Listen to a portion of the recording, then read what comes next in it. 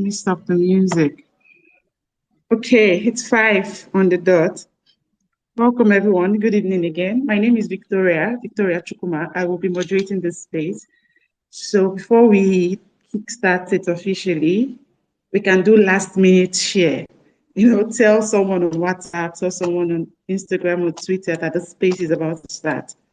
So today we'll be talking about navigating breastfeeding. We'll be sharing real life experiences. We'll be talking about the stigmas people don't talk about. Breastfeeding as a new mother, or even when you're even not a new mother, the stigmas can still be the same. We're talking about that. We're talking about the challenges and of course the solutions. And we have 3 speakers in the house. So let's just do a last minute rush and then get people in here to join. Daniel.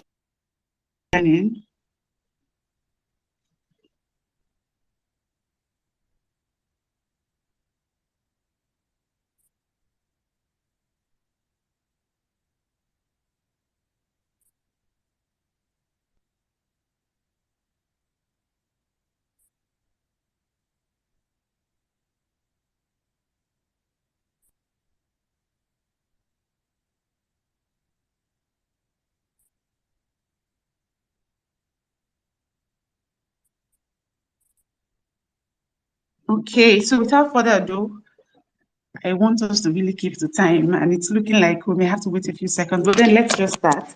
Okay, so before I introduce the speakers, I want to talk about who is sponsoring this space. It's Avon Echebo, like you're aware, we're the host. So our task here at Avon is pretty simple. We want to ensure Nigerians from all walks of life have access to adequate and effective healthcare services whenever they need it without any financial constraints. So we simply put, we sell health plans. We sell affordable health plans for young people, husbands, wives, graduates. We have a health plan for everyone. Welcome, everybody. Okay, the house is getting fuller by the minute. So we're going to start. We have 3 speakers in the house, as you're aware. We have Dr. Wande Achalu, and then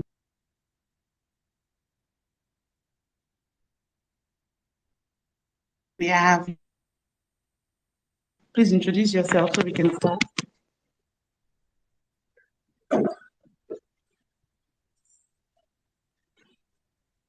Hello, Precious, are you there?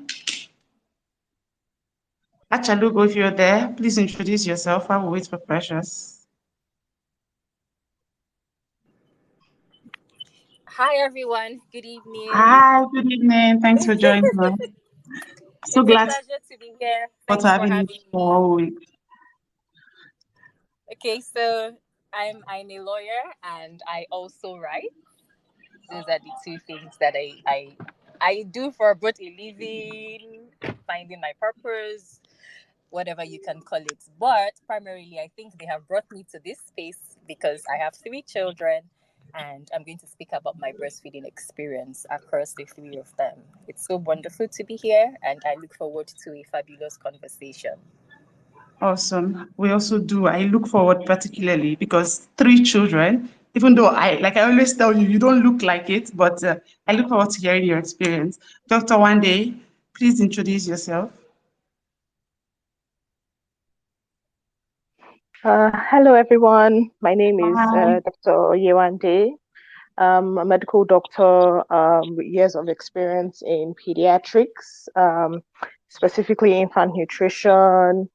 I have 1 child, so I'll also be speaking from some form of experience from the professional and the experience part as well. Absolutely. Yeah, I'm a doctor and I've worked with a lot of mothers and children, and yeah, I'm looking forward to sharing today. Thank you very much. Thank you very much. We're excited to have you. Precious, are you back now? If you're here, please introduce yourself so we can start the party proper. Hello, Precious. So I've invited you to speak. I think you need to accept the invite, then you'll be able to use the mic. Okay, while we wait for that, So we're talking about navigating breastfeeding, like I said earlier. So if you're here and there's someone you think should also listen to this space, please feel free to share the link, invite your friends on WhatsApp, share on all the groups that you're at, your children's group. You can just drop the link. Okay, so I think Precious, I can see your chat. Are you having a problem accepting the speaker invite?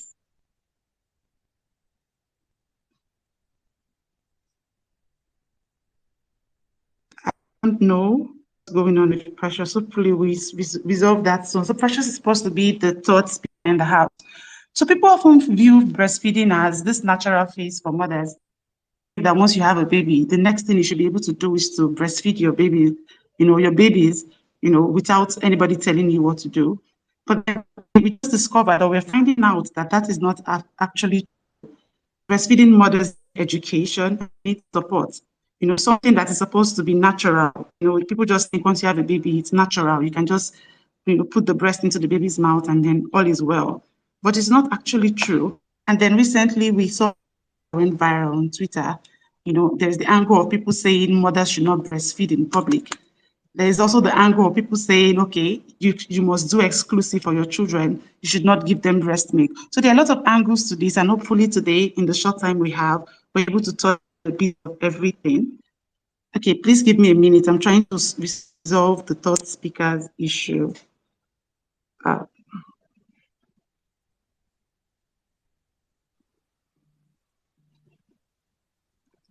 Just give me a minute. Okay, hello.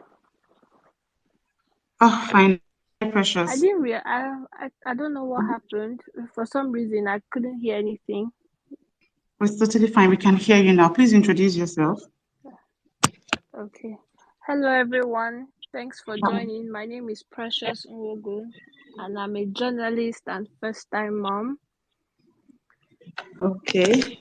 So thank you for joining our space. We just talked about how people normally how people assume that once you have a baby, you should naturally know how to breastfeed your child, and everything should be okay. You should have milk, enough milk. Your baby should know how to latch. Your baby should know how to, the two of you should just know how to figure it out immediately the baby comes. But that is not always true. So I'm going to start the first question to you, Precious. You said you just had a baby a few months ago.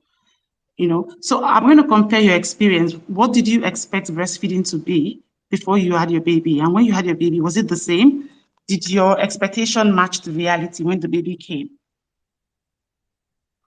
Okay, so I had my baby 7 months ago and I had my baby via C-section. My expectations, I'd expected the process to just be seamless. Baby would just latch on. I would just move on from there. Also, I must note that I didn't intend to exclusively breastfeed. I wanted to be able to do both because I had experienced a cousin while I was younger, and she tried the exclusive breastfeeding, and the baby was super attached to her. She couldn't go anywhere. She couldn't do anything. So I was like, no, no, no, that's not me. I want to be able to leave my child with my spouse and go where I need to be. But unfortunately for me, my reality when the baby came was totally different. It was very tough because the breast milk didn't come on time, and there's something that they did when they gave me the baby. So, oh, let the baby try to latch. I was like, milk is not coming out. I said, don't worry, leave her there. See, there's something coming out, even though you can't see it, but there's something coming out. So just let her keep sucking. And it was very painful.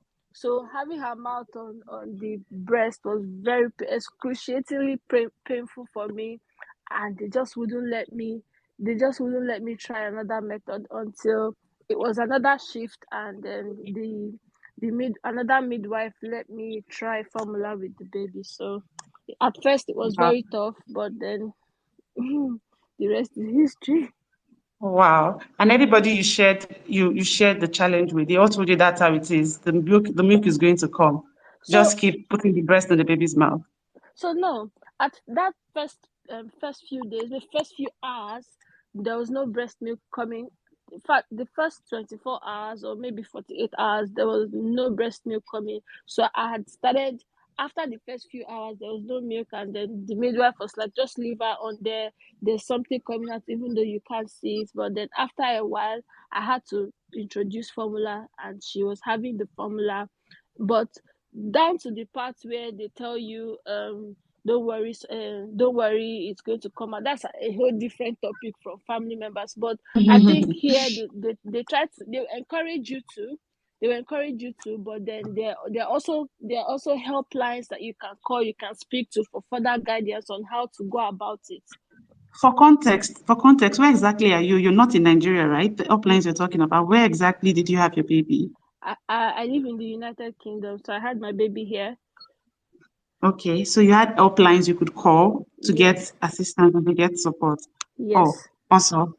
Awesome. Thank you very much for that. Achalugo, we'll be coming to you next. First, before we even ask about your experience, did you have your baby outside the States?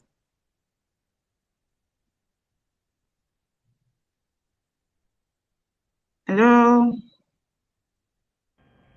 Hi, Victoria. I didn't get Hello, that. Achalugo. Oh, I said, hello, did you hear Precious? So we're continuing the question from where Precious stopped. So she had a baby outside of Nigeria, that's in the UK, and then she had a helpline she could call to get support. So I'm asking that, okay, the first question is, did your expectation of breastfeeding before your baby came, did it match the reality when you finally had your first baby?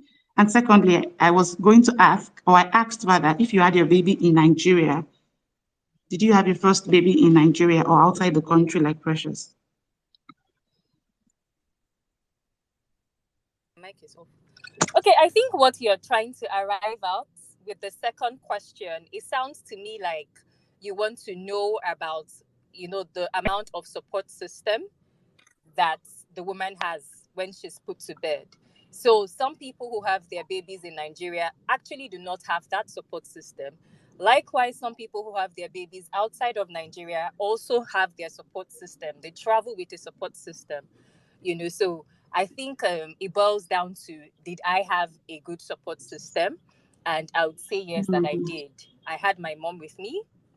In fact, for my second child, I had my mom and my grandmother with me.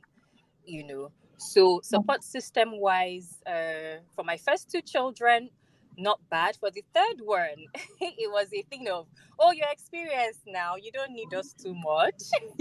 So Wow. I didn't have, they're like, you're not a new mother. So I didn't have as much, but I was still fine. Maybe because, as they said, the experience, I wasn't as lost as I may have been with the first one. And then for your first question, before you have If your the child, expectations of breastfeeding yeah. match the reality. So you see mothers breastfeeding and you think, oh, this must be a very fabulous thing to do. And I just thought I I don't would know if I'm the only simply, one, but I'm struggling to really hear you, Acha. I don't know if really. anyone else can hear her clearly. The voice is fluctuating. Can anyone hear her clearly? If you can, please respond in the chat box. Otherwise, Is please this better? continue. You could don't problem. This is way better. This is clearer. Thank So you. do I repeat myself from the answering of the other question?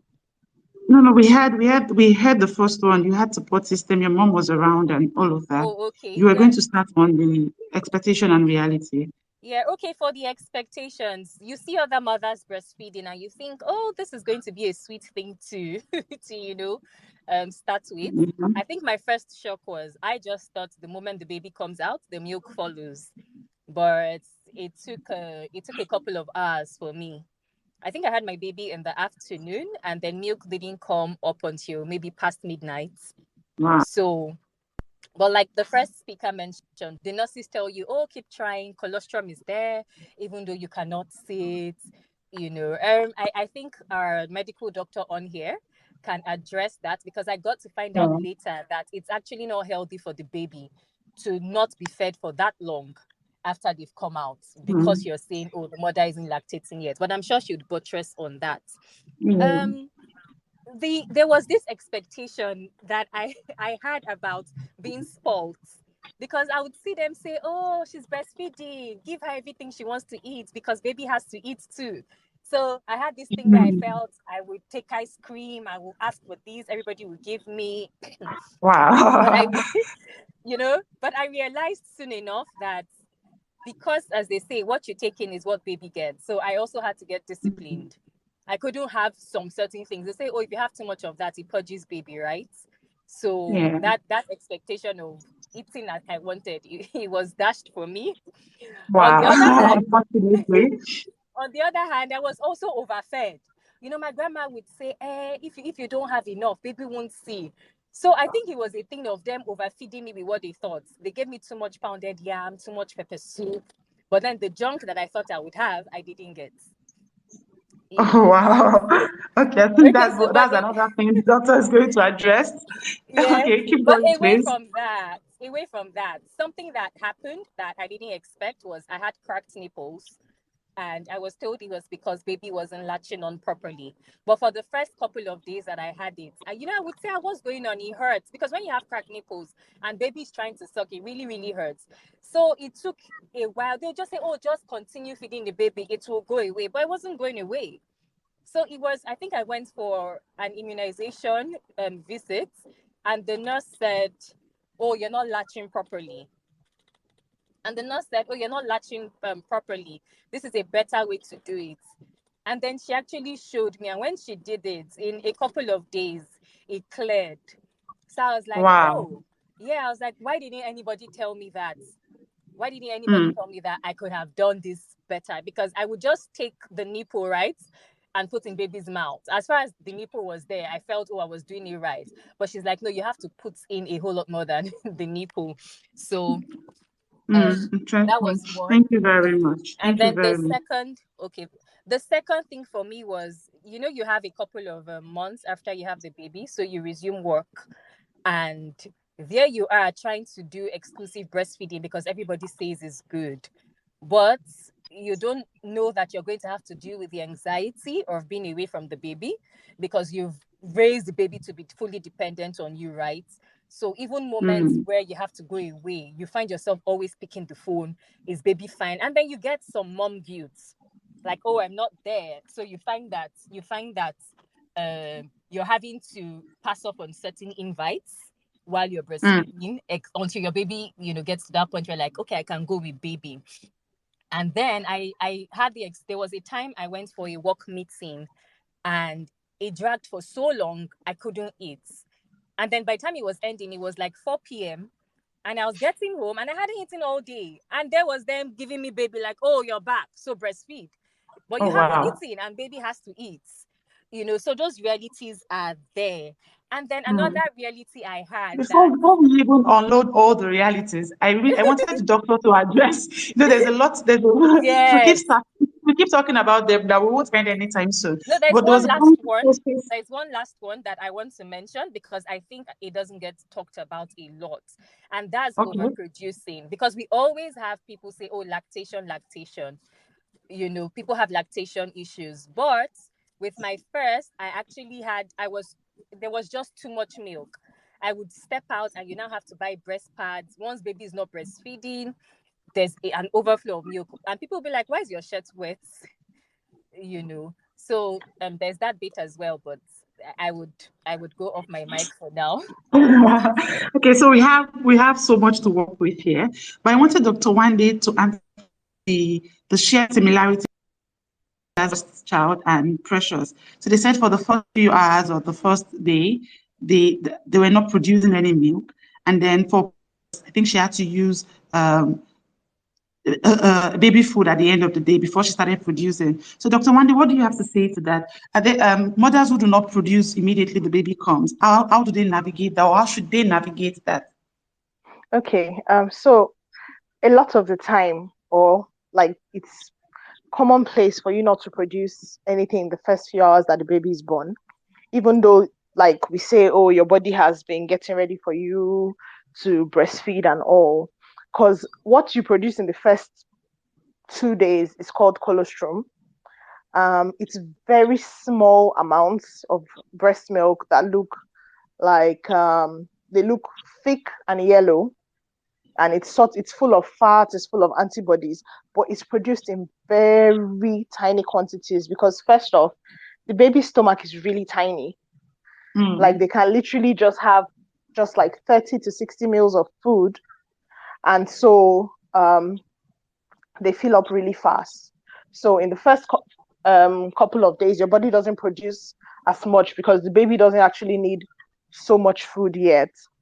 And though the amount of milk produced is very tiny, it's, like I said, full of fat and antibodies. So babies get full really quickly once they have that. By the second or third day, your milk comes in and then you get engorged, and then the baby's tummy is able to take a bit more, and then you see them eating a lot after that. So just to be clear, mothers or new moms who do not produce milk immediately, there's nothing wrong with them. It's just the baby, the body's way of adjusting. It takes a while, maybe a few days before they can start producing more milk. So they produce, but it's not so much. Like if you press your breast, you probably just see maybe something yellow, and it's just a few drops. It's still milk, but it's just not a lot, and it still does a lot for the baby. Okay. They get the most nutrition, they get the most number of antibodies they need to fight infections as they grow. They get a lot of fats, so it's more of fat than protein in those first couple of days. That's why it fills them up fast. Plus, they don't suck so much because breastfeeding is exhausting for them as well. The mother has gone through labor. The baby also went through labor because the womb was literally squeezing the baby out of your body. So they're also stressed, so they'll sleep a lot. That being said, for those who don't produce anything at all, please just feed your baby. No matter the method the baby gets fed doesn't really matter as much as the baby being fed. Some minutes to this space, a friend of mine sent me a Twitter thread about a new mom who said was telling her doctor that the baby was very well behaved. Baby has been sleeping for 6 hours since the baby had been born and had not been fed. That's horrible. As soon as the baby is out, the baby needs to eat because there's a risk of them going into hypoglycemia. If they're nursing at the breast, even though you can't see so much coming out, and the doctors have checked or the midwives have checked your breast and can see that, oh, there's some colostrum coming out, just put them to breast as much as you can and wake them up every 2 to 3 hours to feed. They will sleep a lot because they're exhausted and they've been through like a very exhausting process. But there's no such thing as a well-behaved baby. They're supposed to be crying. They're supposed to be screaming. They're supposed to be stressing you out. So if they're sleeping too much, that's not a good sign. That's not a good sign. How about mothers who, instead of having those little amounts of milk, they are engorged, like it just starts pouring? Well, that's quite unusual, but that usually happens with mothers who it's not their first or second baby. Once you get engorged, for some people, they even start to produce milk way before the baby is born. Just get a breast pump, try to get a breast pump and express as much of that milk as possible. Express it, and if you have the means, refrigerate or freeze it. Express it, label it, because a lot of the time we just express milk and throw it in the freezer. Express and label it so that you can know, so that when you want to take it out, you take like the ones that you've expressed first, like the long date ones. So when you say express, what does that mean? When you say express, for those who do not know the link, what does express milk? What does it mean? Oh, I'm sorry. Expressing of milk means manually removing the milk from your breast.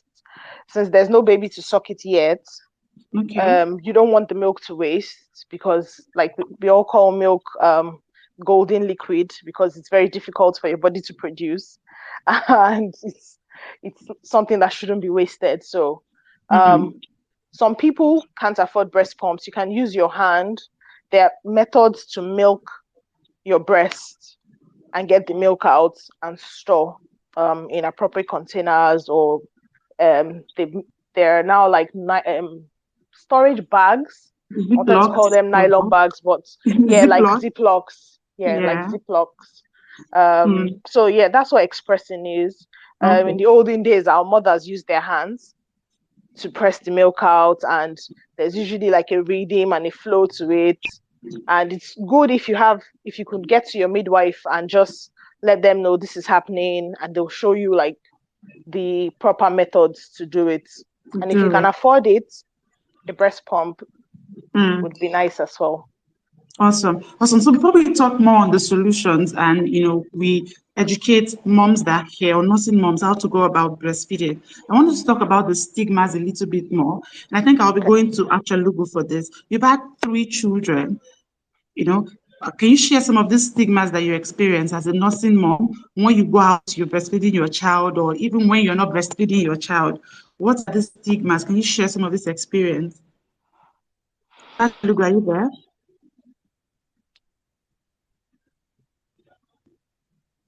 Hello.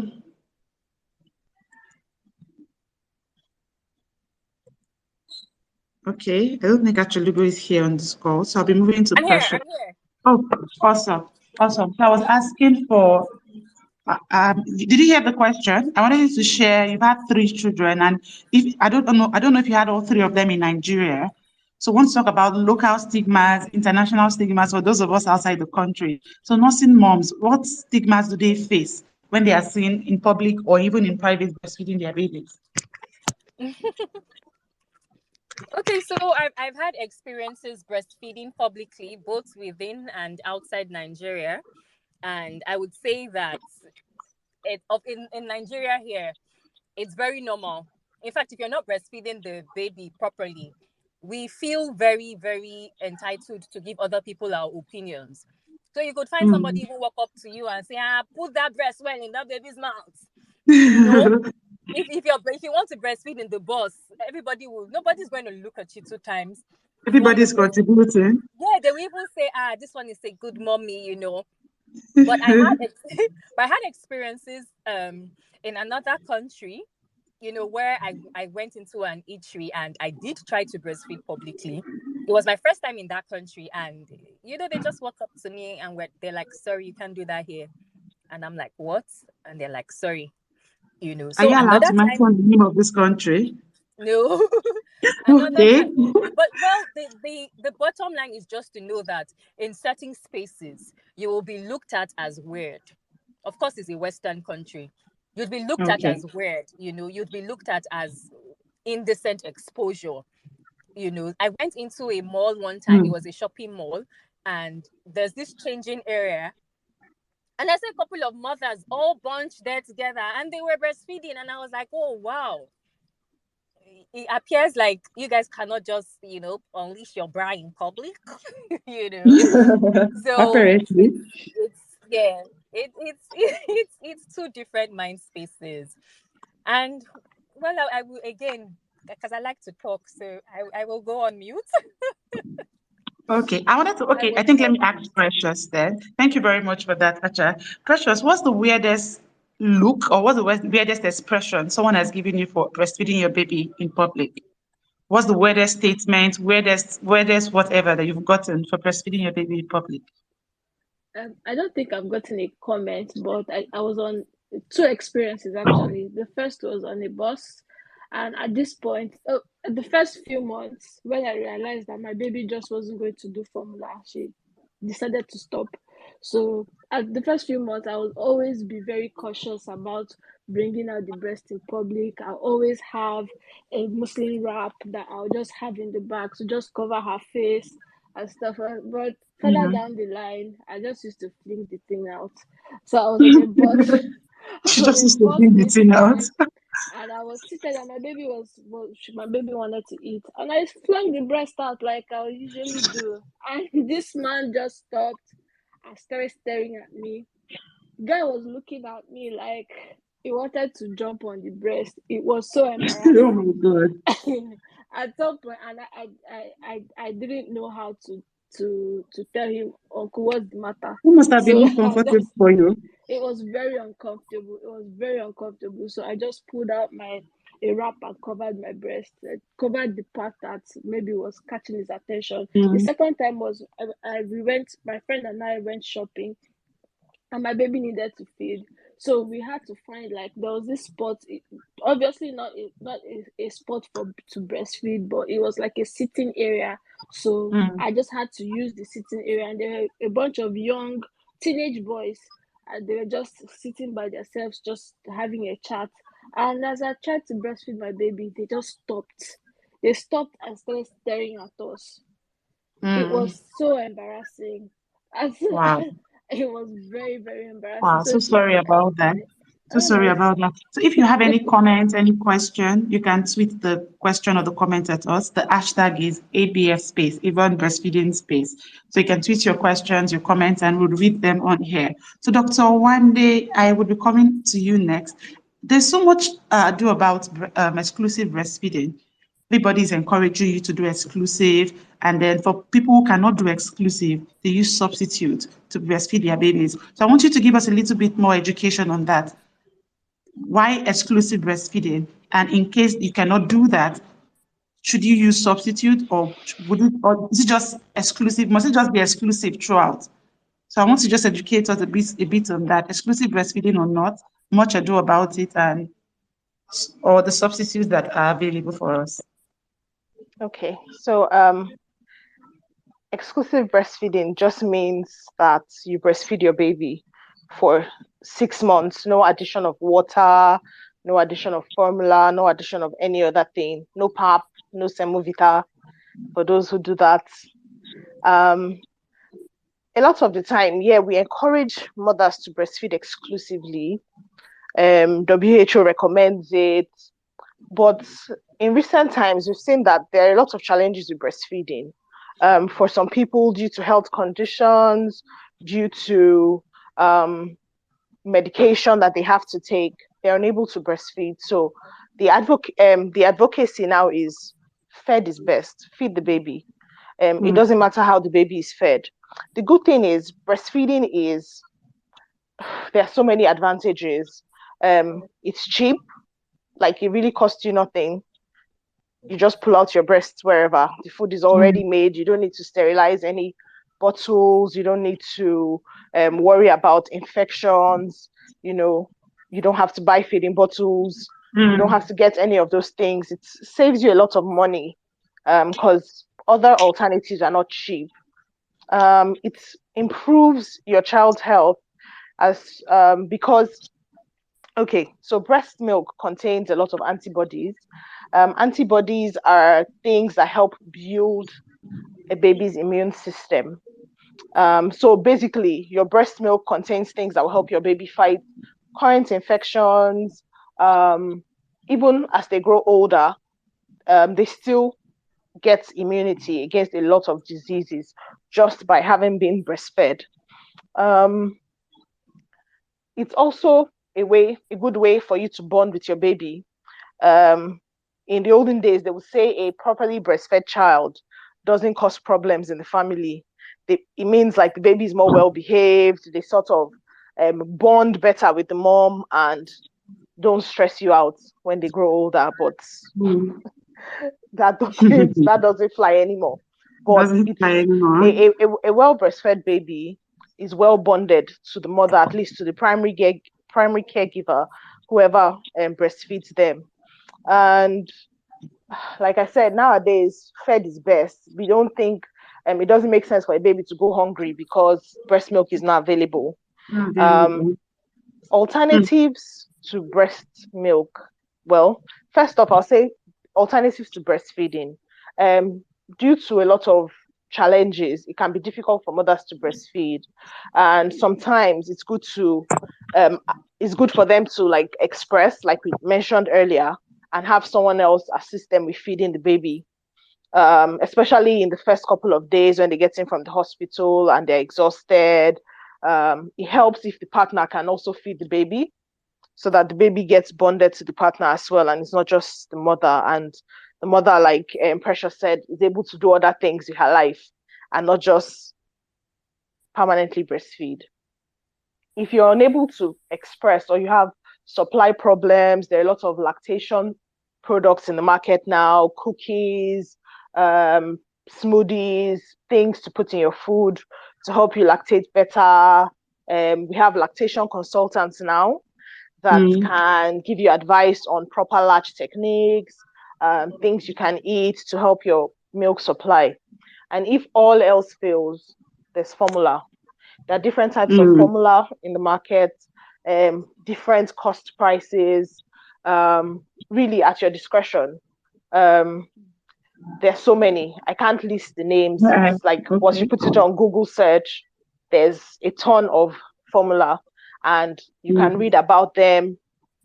Those that have like the closest constitution to breast milk, tested by different companies. There's so many in the market. The only thing is you have to be very careful. You have to make sure that your hygiene is tip top. All the things you use to prepare your baby's milk, the bottles, the teats, the pumps, everything needs to be properly washed, properly sterilized. There's something we do in Nigeria that we just wash the baby's bottle and pour hot water over it and say, oh, it's sterilized. That doesn't work. Oh, wow. That doesn't work. It doesn't sterilize enough? It doesn't do anything.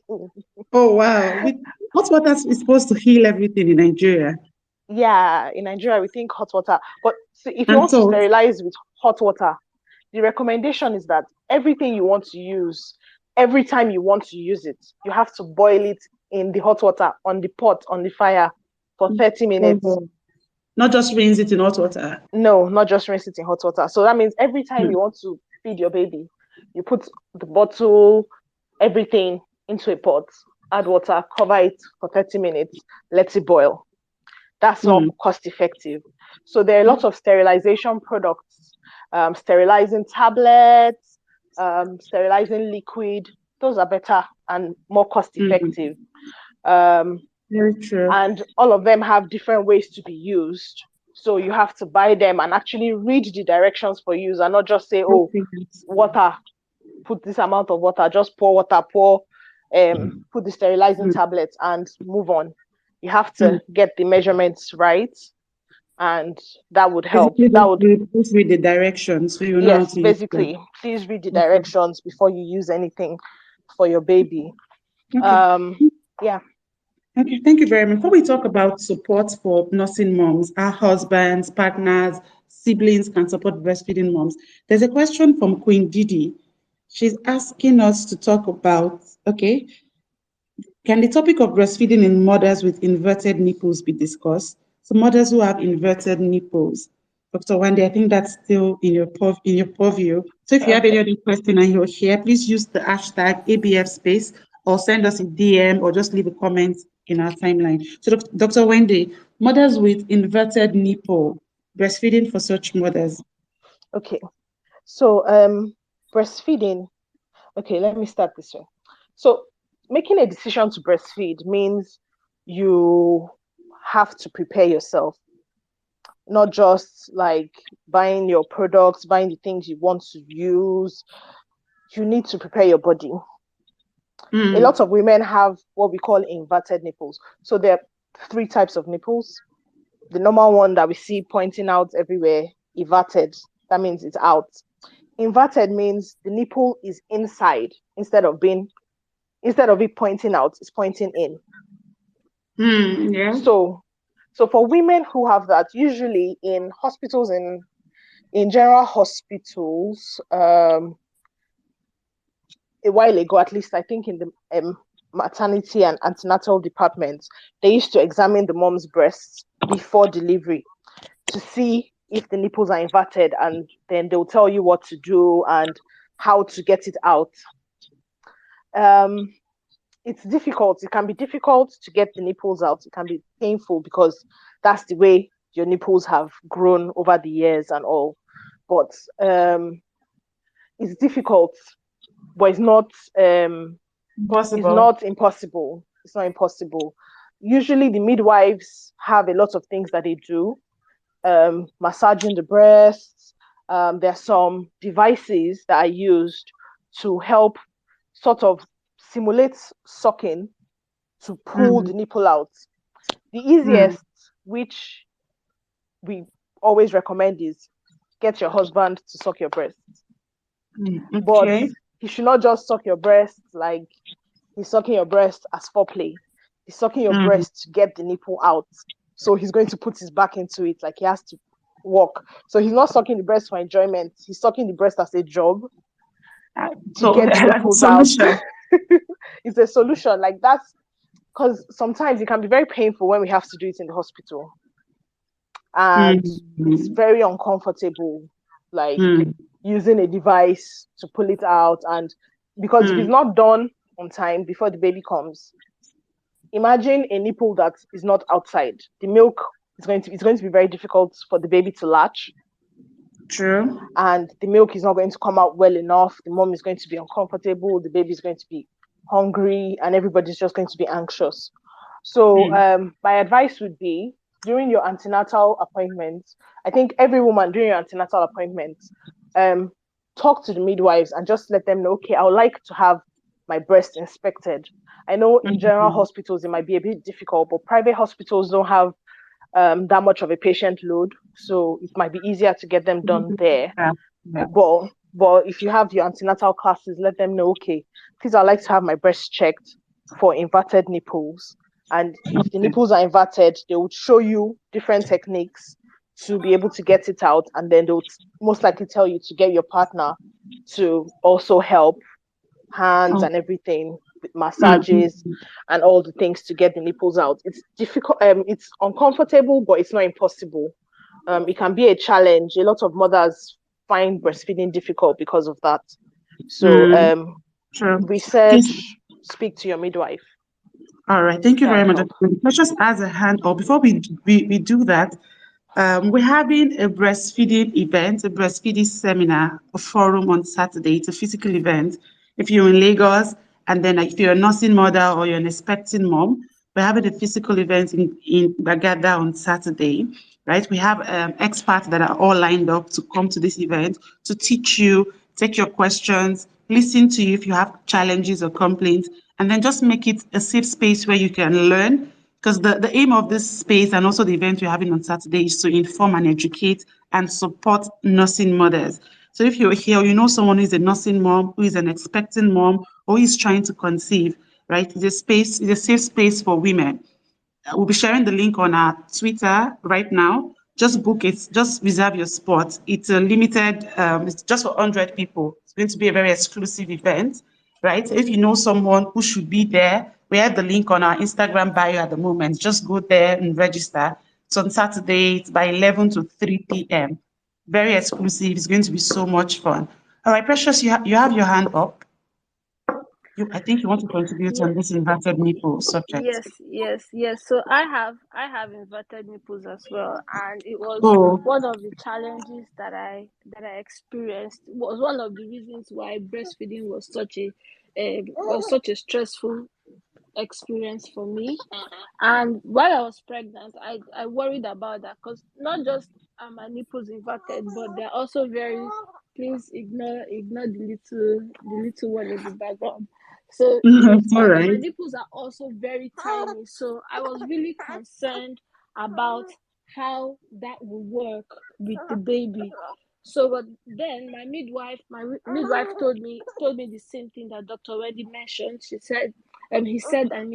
He said, oh, get your husband to suck it, not just as foreplay or as enjoyment, but as an actual job. And I think for the most part, I don't know how I can't tell how that played out, but what really helped me was just learning how to help the baby latch. So once I was able to figure out how to make the baby latch on the nipples, it was just easy. It was she was just the one doing the work. Basically, yes. Interesting. Thank you very much. And I think that leads us nicely into the next thing we want to talk about: support. So we're talking about how breastfeeding, how nursing moms, how moms in general want to be supported. If you have a question or you have a contribution, just raise up your hand or to us, and then we'll read them on here. So how do breastfeeding moms or nursing moms want to be supported? Actually, when you were nursing, how did you want to be supported? How did you, if you got that support, what was that support like? Because we have many people, we have many nursing mothers who are angry, they feel overwhelmed, they feel, embittered with all they have to do. Someone described breastfeeding as, putting out food on demand. You're like a walking, breathing cow, to speak, because the baby, anytime the baby sees you, just like they're just putting their hand, they want to eat. So it's overwhelming, it can be consuming. And then we need support at each point in our life. So how do nursing moms want to be supported? So Acha, will go with you, then would go around. Acha, if you're there. Yes, I'm here. Okay, so I would just say that the first thing about support is the sort of breastfeeding experience that you are having. So across your different children, if you have more than one, you find that the sort of support you may have needed for the first is not the sort of support you would need for the second. So the first thing that I would say is evaluate each of your breastfeeding situation, evaluate it and decide, what works for you. So for instance, with the first one, I really had all the support that I needed. I was always told, oh, you're doing well. If I needed my back, being rubbed, it was there. It was, oh, do you need a pillow? So it was okay. With the second one, my baby woke up one day and decided she was done breastfeeding. She just woke up, and I heard I did it too. So Mm-hmm. it was very abrupt, and I now had people saying, oh, you don't want to breastfeed because you don't want your breast to fall. And I'm like, why are you saying that to me when I'm actually feeling bad that I'm not breastfeeding? Because I want to breastfeed, right? So I'm having to deal with your comments and having to deal with the sort of bonding that I hoped would have lasted for longer, but it didn't. She was like 3 months old, and that was the end of it. So you're dealing with that. So I would say sometimes some support is just shut up your mouth. You do not have to have yes, you do not have to have an opinion over any decision a woman is taking. I also supplemented her feeding with formula feeding. So there are people who would come and say, oh, formula feeding is bad, why are you doing this? But there you are, you know the circumstances, you know why you're taking that decision. But some other people are making it psychologically harder for you, to bear with it. And then with the third one again, I said, you know what, this one, breastfeed for as long as you want. And there I was, this child breastfed for 2 years and 3 months. And I said, I will not stop until she wants to stop. So there you have people again saying, oh, don't you think you're over breastfeeding the child? This Wow. one has There's no grown. winning. Yeah, so you just realize that you cannot really, if you're dancing for public applause, you can't dictate the sort of music they're going to play for you. So I Hmm. would say Hmm. Hmm. evaluate your breastfeeding situation and reach out for support, but reach out to good people, reach out to people that understand you. I had a friend who had a C-section, and then they were saying, oh, you're not woman enough, and then and I said, look, if you need to rest, go get formula and feed this child. If you're suffering from Hmm. postpartum depression, help yourself in any way, and make Hmm. sure that I always say a breastfeeding mother is like a well. If if you don't have nothing to draw from, then you have nothing to give. So Hmm. summarily, I would just say evaluate your situation and always act according to what your situation Word, gives you. word, word, word. If there is anything I'm going to remember from that, it's that sometimes the best support you can give a nursing mom is to keep your mouth shut. I think I agree absolutely. Yes, please. Thank thank you. Precious, you're currently nursing. I want to be more specific about the support now. So if you have a partner, what kind of support do you need from time to time from your partner? If you have siblings living with you, if you have your mom, what kind of support exactly do you require from time to time? Are you there? Yes, I am. I am. Awesome. I mean, for me, it was a lot. It has been a little of the support. This okay. Where do I start from? Take your Okay, time. so Take your time. We're yeah, here. living in a new country where you don't have family, where you're just trying to make new friends and stuff. When you have a child, it's a lot more difficult for you because one, especially if it's your first baby, you don't know anything. You're figuring, in fact, you're learning on the job. So it's more difficult. You sort of like things sort of happen on you, and You just have to figure your way around it. The Mm. first, like I said earlier, when before even thinking about getting pregnant, I'd always said to myself I wasn't going to exclusively breastfeed. But Mm. when, in my case, she woke up also at about 2 months and stopped taking formula, it was very abrupt. And it was just breast milk, and it's still just breast milk. And with that, I wasn't, my breast milk didn't, it's my I call my breast milk push to start. It doesn't. I've never had the some mothers experience where they have a lot of breast milk and they are expressing and storing in freezers and Mm. stuff. No. So my breast milk, most of the time, if I don't eat well, I wouldn't be able to breastfeed well. If I'm maybe psychologically down or I feel moody or stuff, my breast milk wouldn't come out well. So I've put on a lot of weight, more weight than I've put on, like 10 kg extra, and that's a lot. So at some point, I also dealt with postpartum depression. One, because of not having family around. Also because when I couldn't look at myself in the mirror because I put on a lot of weight. So having my spouse at that point was constantly, at this point, I mean, he's constantly trying to support me by encouraging me. Oh, you're not fat, you look beautiful. Just words of encouragement like that Lots of has really encouragement. helped me. Yes, has really helped me to be better. And also the system here, I have to give kudos to the health system here. So Is that there's Olympia? Is she the one yes, it was, singing beside you? yes, she is. Okay, we're hearing you. I'm sorry about that. No, So it's totally fine. having She's not the sorry. Oh, we're happy to have baby here. We're happy to have her here. No apologies at all. Apologies not needed. thank Please you. continue. So having that just knowing that you could call and have, maybe have it have them set up therapy sessions for you, speak to people who speak to the experts per se. Oh, when I had challenges trying to even get myself to produce enough breast milk to take care of, to fill her up, I had the helplines to call to help me with that, and just generally just give me that all round support that I need. So I mean, I'm going to say, having a partner who sort of is hands on to support you and just help you Mm. get through that process, help you get through the process, and then having the good health care as well.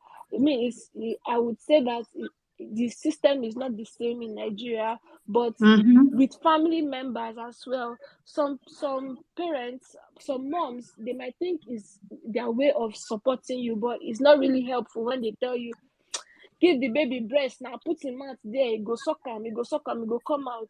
Those kind of Mm-hmm. talk at that point where you are trying to figure your way around the being a new mom, breastfeeding and all of that, the whole psychological effect. So having supportive parents, mom-in-laws, mothers as well, having that all-round support system encouraging you and just giving you thumbs up is really all that you need. Mm. Sometimes shutting up as well. I agree with Achalugo. Sometimes people just need to close their mouth. Wow. Wow. Thank you very, very much. So you said a lot of things that we really need to unpack, but because of time, you talked about breast, giving birth in a new country, your first baby, you were alone, you went through, you had psychological, challenges that if you are moody, if you are in a terrible headspace, you can't breastfeed. And then you in that same time, you put on a lot of weight and you had postpartum depression. So it's a lot at once. And I'm so glad that you had support system, you had a hands-on partner and people who held your hand at that particular time. We really need such support, especially nursing mothers, right? So we're going to go to Dr. Wande. Dr. Wande is still on the subject. Hello, are you there? Oh, yes, I'm here. So Specific support women, nursing moms need when they are nursing. Precious talked about having a hands-on husband or partner that encourage you, words of affirmation, and having a support system. So what was yeah, it for you? What well, support did you for need when you were nursing? so For me, for my first, I had support. I think I had too much support. I had my mom, I had my sisters, I had my sister-in-laws, I had my mother-in-law, I had so many people. Um, and it was good because, yeah, a lot of the advice I got is different from, your medical advice and what you know, and then everybody trying to do different things and just saying, oh, eat this, feed the baby, why are you not feeding the baby? You want, like, like Achalugo said, they'll say you don't want your breast to fall. That's why you're not feeding the baby, not knowing the challenges that you're going through. For me, with my first child, like I said, I had a lot of support. But I felt better doing it alone the second time around. I didn't have as much support. I had my second baby not in Nigeria, so I didn't have my mom and everyone there with me. But what helped for me was a supportive partner, someone that is able to do things for you, knows how you want things done, and sort of helps you as much as they can. Your planning your okay, so I'm going to list a couple of things. Okay. Having a birth plan, for me, it started from the delivery itself. Before delivery, deciding, okay, I want to breastfeed. What are the things I'm going to need? Do I need to have like lactation cookies? Do I need supplements to help my body produce more milk? What's going to happen? Do I need food at home?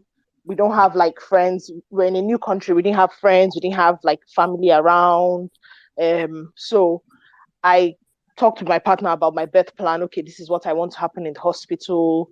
This is what I want. I want to start breastfeeding from the hospital. So even if things change and maybe I need to have surgery or anything, please let them know I want to breastfeed. And so there are some things that will be done for the baby. If you decide you want to breastfeed, they know, okay, this person wants to breastfeed, so don't give the baby formula at first and all that. So we made that decision then. Before going to the hospital, I batch cooked a lot of food because I knew, okay, there's no mom that's coming to make me pepper soup and all that. So I made all my food and froze them. So batch cooked a lot of food so that when we're coming back from the hospital, I'm not going to be thinking, oh, please, let's make this, or I just want to start cooking and all that. Having a supportive partner, I think that's like one of the most important things. Someone that's going to help you clean, because in the first couple of days, you just had labor, you just went through labor, your body is still going to be paining you, muscles you didn't know you had have been stretched beyond compare. If you had a CS, it's even much worse because you're in much more pain. So you need someone that's going to be there for you, that's going to help you clean the house, help you have a shower, help you do a lot of things, help you hold the baby when you're so exhausted and you need to sleep. Like in Nigeria, everybody just says, oh, they'll help you carry the baby, but when it's time to feed, they'll push the baby to you. That's where pumping milk comes in as well. Sometimes you just need to sleep. And one of the most challenging things for new moms is the exhaustion, not being able to sleep. Babies don't sleep at night, at least till they're like 3 months old or 4 months. So you really would not sleep at night if you're exclusively breastfeeding, because that's when they want to eat. That's when their stomach is paining them. That's when everything is going wrong. So you need a partner that's willing to do that, to support you at that time. Someone that will take the baby so you can have a few hours of sleep. If you have family around, awesome. Give them instructions. Like, you're coming to visit, but I'm not supposed to be waiting on you during your visit. So if you know you have family members that are going to come and still expect you to be pounding yam 2 days after you had a baby, please tell them not to come. So not even bother. Tell them not to come. Like, in fact, if possible, in your first 2 weeks, if you can manage on your own, just tell everybody to stay away. Because if you're the kind of person that is hands-on, who on a normal day you like to do everything yourself or have your things done a specific way.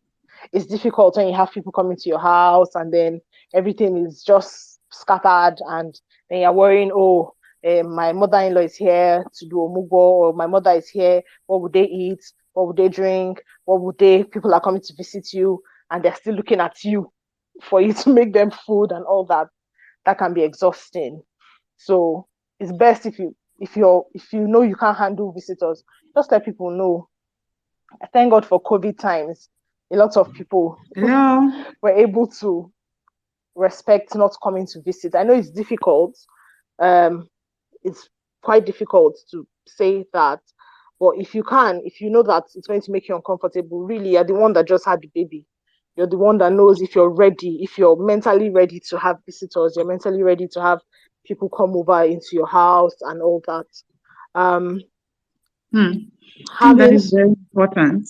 Yes, that's very important. Very important. Having Because visitors. Stories of in-laws visiting when you just have a baby and then they're expecting you to cook, to run around from them, not minding the toll that the giving birth, being in labor was taking on you. People are still expecting you to run around. So if you have some family members, you think it's better at this stage to, if you can tell them not to just come to the house or something. Yes. It's even worse. I'll share an experience of a friend who had a CS, and she got home like 7 days after the baby was born because there were a lot of complications and everything, and she had to be in hospital. And as she was getting home, everybody's like, oh, there's naming ceremony tomorrow, she should prepare for a party. And this is someone that has been through hell. It doesn't make any sense. It just goes without saying that, okay, even if we're doing, can't we postpone the naming ceremony or have it done like very small, just family? Yeah, when everybody's in a better place. But no, that's you really can't stop that. Like I said, also, if you're going to have people visit you, give them chores. It's not visit me and sit down. If they're coming to visit, or if you have a nursing mother or someone who just had a baby around you, don't just go to their house and sit down and say, oh, I'm here to see the baby. Enter their house, see that the house is looking scattered, help them sweep, help them do laundry, help them like cook food for them. Like when you're coming, don't come empty-handed. Come with a gift or come with food. Like for the first 1 week, except maybe she has maybe a house help or her mom or someone with her. These people are not going to be eating well, sleeping well, or doing anything properly because their life has just changed in a massive way. So come to help. Don't come and just sit down and say, I came to visit you, and then when you finish, I'm going. But they did not feel your presence in any way. Like, just help them around the house. Do something. Bring food. You can never go wrong with food. Bring food. Just bring food for them. And if you can, buy a gift for the mom, because a lot of the time, people neglect the mom and just focus on the baby. And it's a challenging time for both parents because a mother has just been born and a father has also just been born, and they could be struggling with that new life change. And so do something nice for them if you can, and encourage them. Partners as well. I know it can be difficult. Oh, there's a new baby, and a lot of the times partners feel neglected. They would say, oh, their wife is not talking to them, she's not giving them attention, all the attention is on the baby. But it's not her fault. The baby is tiny, cannot talk. There's you know what you need, and you can say what you need, but she has to the mother is just trying to figure it out. Exactly. She has to deduce what's wrong with the baby. The baby cries like this, is it stomachache? The baby cries like this, is it hunger? She has to figure that out. You can feel neglected, but just try to talk to her about it. Okay, I'm feeling neglected. Can we talk once in a while? Or what can I do to make you feel a bit more comfortable? And tell her, okay, I would like if you can do this as well to make me feel more comfortable. One last thing I'll mention is partners, please, we're begging you. A woman that's just had a baby, please, for the next 6 to 8 weeks, we beg you in the name of Almighty God, can you just let her heal? Let her heal. A lot of the time, most of these women, especially if it was your first child, you might have some tears, you might have a lot of birth injuries to the birth canal to the vagina. And a lot of men will just say, oh, now the baby is out. Can we start to have sex? Please. We recommend at the hospital, recommend 6 to 8 weeks. Please, let 6 to 8 weeks pass. So that she can properly heal. Because a lot of the time, a lot of really specific support that mothers need. Okay, please go on. I think when you're done, I'll just use the one I've captured, because people really need to hear this. You know, we hear stories all the time of a woman who just gave birth, and then 2 weeks or 3 weeks or even 1 month later, we're hearing the husband going to report her to her in-law that she's not having sex with him. That after all, she's giving birth. That he's tried for a couple of weeks, and then you're trying to make this man understand that this woman just pushed out a baby a few weeks ago. So if you can hear this, a medical doctor is telling you, you're going to have to wait a bit more. I'm not even telling, I'm begging, because if they're not properly healed, you just cause more injuries, and then it will take longer to heal. And then you cause complications, and then later you say, oh, this is happening. I don't like the way this place is looking. I don't like the way this place is smelling. But you do not let it heal. How many months is recommended again? 6 to 8 weeks. So 2 months. No, 2 months. 2 months. Yeah. Okay. Awesome. So awesome. 2 months. 2 months, please.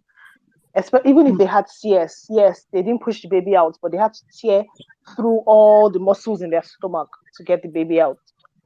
So please, please, please, please. It's even worse for people who have had a CS. What did you say? Go on. No, I said it's even worse for people who have had a CS. Who have gone through CS. They need more time. So please be as considerate as possible. We know that, oh, it's not easy. Oh, she's your wife and you paid all the money in the world and you paid bride price. We understand. We thank you. We're appreciative of your efforts. But please help us. Thank you. Very well said. So Fauzi is saying, for my second baby, I had a post-delivery trauma. And I remember requesting that we postpone the naming ceremony. Of course, African parents and relatives said no. So in Dr. Wande's comments on how we can support nursing mothers, she has mentioned quite a few instructive things. If you're visiting a mom or a family that they have a new baby, please don't just visit and then just go and then you cross your legs and you're expecting the mom or, someone to just come and take care of you, give you food, run around and all of that. These people, they just, like she said, so they're also going through a new process themselves. So there's the first time mom or there's a new mom and then there's a new dad there. So they are sometimes they can be disoriented. So if you can, go with gifts whenever you go. If you can, go with food. If you can support around the house as well, the house is dirty. So there are times you come on Twitter and then you see someone saying, so I visited my friend who just gave birth and I cannot believe how dirty the house was. So these people, it's not easy to just push out a baby like Dr. Wande just said. So if you're visiting a first time, or not, it doesn't even have to be a first time mom. If you're visiting a nursing mom, right, to go and support as much as you can. If you are a sibling, in-law, so this is not a time for you to go and start mounting pressure on the wife and start saying you are our wife, you should do this and that, right? So there are lots of trauma. Fauzi just said she had postnatal trauma and then she was pleading that they should postpone the naming ceremony for a while. And then everybody was insisting that no, it had to happen. So this is when women are nursing and then they are just out of the labor room, they need care and they need support. And if there's anything the three speakers have emphasized, is the need for a supportive partner, right? So this is the time where you really want to be by your wife. You want to help her through this new journey and this new process. So we're 8 minutes past our time and we're going to try to round up now. So if you have any question, if you have any comments at all, you can tweet it at us or leave it in our DM. So someone said, this is why I'm very Elsie said, this is why I'm very skeptical about marrying a Yoruba man or people from tribes that are keen on naming ceremony in 3 days. God, I beg, I need to rest. I don't need crowd. I don't want to see anybody. I just want to rest, right? So, so a friend of mine was saying, if she wants to have her first baby, she plans to travel out of the country. And it's not for any other reason, just so she can be far away from her family members, that they can be very intrusive. So if you're one of those siblings or one of those in-laws, that can be when a woman is just fresh from the labor room, it's not the time at all to add whatever is going on with you to that particular time or whatever that is, right? So Fauzi also said, for my first, I had a meal times scheduled, so she never stopped breastfeeding as a pacifier. if it isn't time for a meal or she isn't hungry, she will turn down the breast. So I think this is the comment when we talked about reality versus expectation. People usually imagine that breastfeeding will be all natural and it will work out well. Well, sometimes it does, but there are times where it's not as natural and it's not as easy as we expect it to be. So we're rounding up now, and I think that would be the last question would be, if there is an expecting mom on the call right now, what would be your top 3 advice? So if you're just joining us, we've talked about stigmas attached to breastfeeding. When you breastfeed, people complain that, okay, you're breastfeeding too much or this baby is old. When you don't breastfeed, they say you don't want your breast to fall. That's why you're not breastfeeding. You're not mom enough. When you substitute with formula, people tell you should not be substituting. When you do exclusive, people tell you your baby is going to be so attached to you. You're raising a mommy's boy and all of that. So there's so many stigmas attached to breastfeeding. We've talked about that. We've also talked about the challenges. Someone talked about psychological challenge when she was breastfeeding, that when she's moody, when she's in a bad head space, she cannot breastfeed. She cannot, produce milk. Someone also talked about how the environment can also affect your production, yeah, psychological, physical, challenges, back sprains and all of that. So now I want to talk about advice for new moms, expecting moms on this call. So we'll start from Acha. Acha, you've had 3 babies. So if there is any 3 things you have to tell a new mom on this call right now, what would that be? Let's make it very brief. Okay, so instead of 3 things, I would just summarize all of it in one Awesome. point. Yeah, I would just say that you're not an island. It's important to recognize that you're not an island. Don't be ashamed to ask for help. Don't be afraid. Don't be ashamed. Don't that mom guilt. Don't let it eat you up. Just do what's best for you. Yeah, and then you also have to strike a balance between realizing that you should ask for help and how much intrusion you should have to deal with. So I would say draw boundaries. And as I always say, always remember that your life is not a democracy.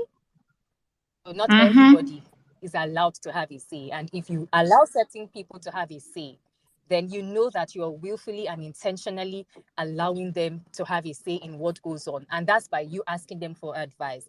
So if you don't reach out to them, then please, if they reach out to you, let them reach out to you. That's it.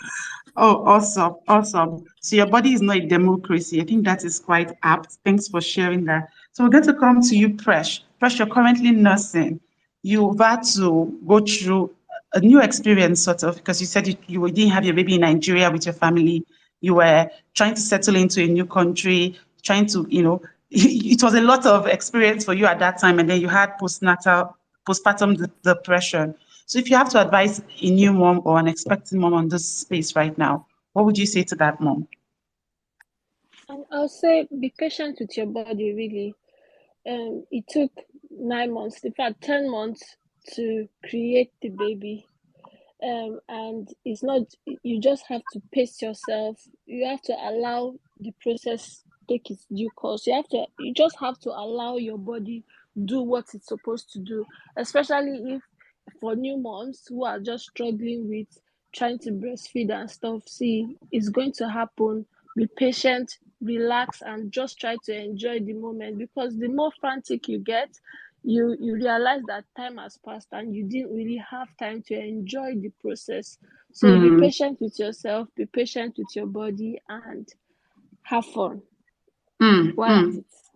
Thank As you much as very you much. can. Be patient with your body, really. There's a lot of stigma out there about if you're not breastfeeding, you're not mom enough, or if you're not producing enough milk, you're not mom enough. There's all of that. So Precious is telling me you be patient with your body. There's no other body, it's just one body that you have. So Dr. Wande, Okay. yes. Well, I'll try. I'll try and summarize as much as possible. Like Precious said, be patient with yourself. The same grace that you extend to others, extend it to yourself. It's not easy doing what you do. You've created life. It took you 10 months. Give yourself time. Try not to let the social media snapback trends get to you. A lot of the things A lot of the things you don't see is the plastic surgery and the stuff that all these people do to get their bodies back in shape. Don't let people that don't matter pressure you into stressing yourself. For new moms, preparation is key. If you plan to breastfeed, learn as much as possible about it. Examine your body, talk to all the professionals available. In Nigeria, you have midwives. You don't have as much. I think now we're starting to have more lactation consultants coming up. Try to speak with as many professionals as possible. Try to speak to as many people that have done what you've done, even though everybody's breastfeeding journey is different. But try to get all the information you need, get yourself examined so that if you have inverted nipples, you can prepare yourself. Just get ready to just have fun. Try not to stress too much. You'll be shocked that like Precious said, you might find that you're not enjoying the process because you put so much pressure on yourself. Don't be scared to ask for help. Don't be scared to ask for help. Ask for help. As much support as is available, use it. But like Acha said as well, your breastfeeding journey, your life is not a democracy. You choose what you allow. Okay? Allow what you can handle. If you see that, okay, this you're asking for advice now is getting you into trouble or is giving you much more than you can take, just block all that, block it out and find what works for you. Find what works for you, really. Don't be scared to ask for help. Eat as much as you want. Don't let snapback. Okay, well, not as much as you want, but eat healthy. Eat healthy. But remember that the most important thing is that the baby is fed. If breastfeeding is not working, get formula. Don't put too much pressure on yourself. Everybody's going to say, oh, what are you using your breast for? Why is the baby not taking breast milk? There are some women that their babies reject their breast milk and there's nothing they can do about it. So find out what works for you. Something happened for me, for my baby and I. We were doing breastfeeding and I was pumping. He was taking from the bottle. He refused formula. And then by the time he turned 2 months, he refused taking the feeding bottle and it's just been breast alone. And we're working it out. So no two babies are the same. Some babies will totally refuse breast milk and want only formula. And some babies will want only breast milk and want no formula. So find your balance, find what works for you. Tune out all the noise from outside. Everybody has an opinion. That's not your business. Do what works for you. Thank you. Thank you very much. So for those just joining us, I'm going to summarize the solutions that has been, I don't want to say that has been hammered because everybody seems to, say the same thing. And it's pretty simple. Do not be pressured by the snapback trend. So you go on social media, you go on Instagram, you see someone that just had a baby 5 days ago, and then they're looking like, they never visited the labor room. That is them, that is their body. So if you discover that for you it's a bit different, Precious just shared that, after her baby, she discovered she has added 10 kg. That is her body. And then she has been taking steps, to eat healthy and then to become her usual self. So do not be pressured by what you see on social media. Just do what works for you. Dr. Wande also talked about preparation. She talked about, because she was when she gave birth to her second baby, she was in the UK. Her family members were not there to cook for her. Before the baby came, she cooked in batches. She stored it in the fridge. She got lactation cookies. The point here is to prepare. Before the baby comes, you can speak to your doctor, your midwife, prepare as much as you can, seek support. I think that point has also been hammered here over and over again. Like Acha said, evaluate the kind of support you need. So it's very easy to say, ask for help. But then if you don't know the kind of help and where you need that help, you're most likely going to struggle. So identify and evaluate the kind of help you need. Do you need help cleaning the house? Do you need help, cooking? Do you need help feeding the baby? I think it was Dr. Wande who said, when people come to visit you and then you see that you need them to do certain things around the house, do not be afraid to ask them, right? And then we also talked about, I talked about preparing. I've talked about the psychological needs. Okay. So we also talked about, taking care of yourself. You just have one body, you just have one self, so to speak. We talked about partners. If you are around or you're living with a nursing mom or someone who just gave birth, you need to support them. You need to ensure that you are doing what they want you to do. There's this craze about a breastfeeding mom saying, I want you here, and then you think they need this other thing, and then you're doing what you think that they need. So it can really, turn into an entire conversation already, entirely. Somebody's tweeting.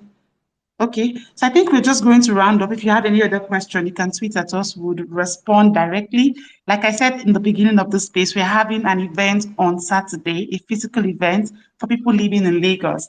This is for nursing, expecting, and trying to conceive women. This is called the Breastfeeding Forum. I just shared the link for registration. Limited space available. If you're in Lagos, you're sure you'll be available between the hours of 11 a.m. and 3 p.m. Please register and then you will get your ticket. So thank you very much. It's been a very, very educative time. Dr. Wanda, you want to say something? We're trying to round up, okay? Yes, sorry. There was something I was going to mention. Precious mentioned how she had some form of postpartum depression with her last baby. That's also something that's very common that we don't talk a lot about. That it's possible for mothers to have postpartum blues, postpartum depression, and once you feel something is not right with you, most times you're the only one that would know that something is going on.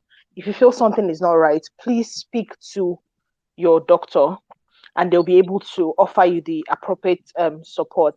If you're not feeling okay, if you're just so down and you can't explain how you're feeling, or you're losing interest, or you're not even happy to see your baby, or you just feel something is wrong. If you feel something is wrong, there's most likely something wrong.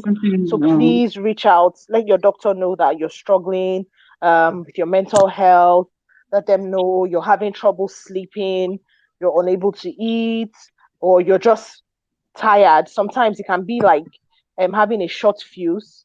You're frustrated by your baby's cries, or you don't even want to see your partner, or you're just constantly irritable.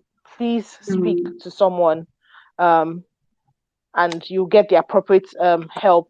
I think in Nigeria we have a postpartum support network doing a lot of work with mothers concerning postpartum depression and their mental health after delivery. So please speak up and you get the needed help. Thank you. Very interesting point. Thank you very much for raising that. On that note, we've come to the end of the space.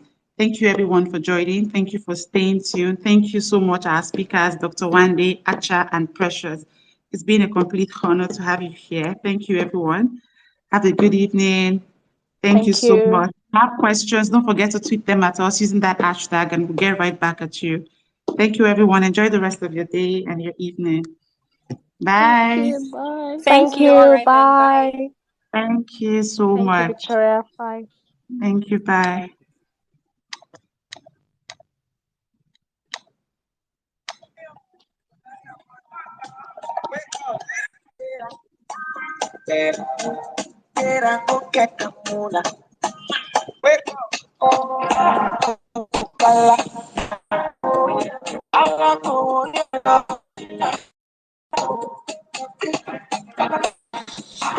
Don't try. You supposed to be giant. Kill up, come become a game. I know, person when I'm mad, boy. When I land so free on the top. So far, so good. Money by Joe.